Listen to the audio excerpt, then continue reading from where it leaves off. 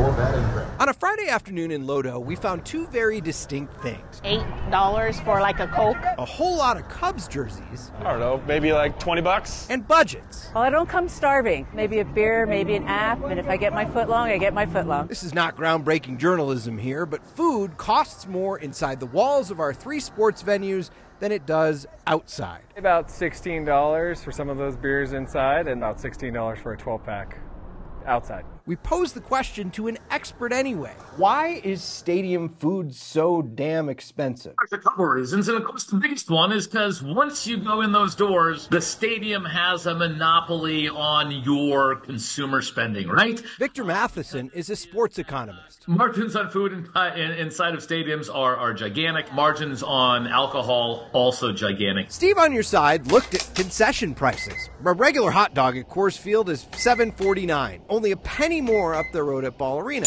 But a bag of chips is $6 at Ball Arena, $3.35 at Coors Field.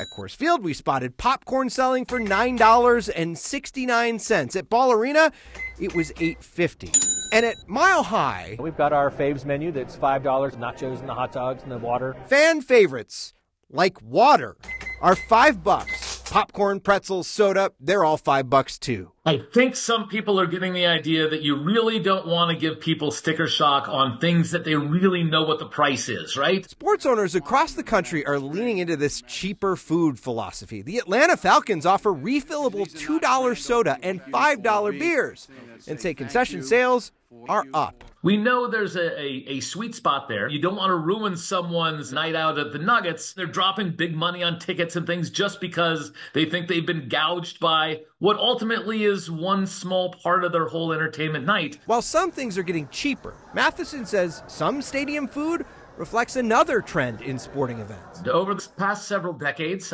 we've seen Major League Sports move from a situation where you're trying to get as many people into the stadium as possible to a world where we're limiting the number of people in the stadium, but we're significantly increasing the price and amenities for the upper few. He says owners want to make impressions. No longer is it nachos and hot dogs and the basics. Now it's about the experience. That experience on display at Mile High this week, where the Broncos rolled out a new menu, including a 3-pound brookie, a brownie cookie, Wagyu beef meatballs, and jackalope mac and cheese. Suffice it to say, that stuff costs more than the $5 water. You have those facets that we talked about of quality and variety. I think when you have that quality item, people are willing to pay for that. If you're not willing, the biggest thing to tell people, don't go in that stadium hungry and thirsty because then they've got you. You're wondering about beer, right?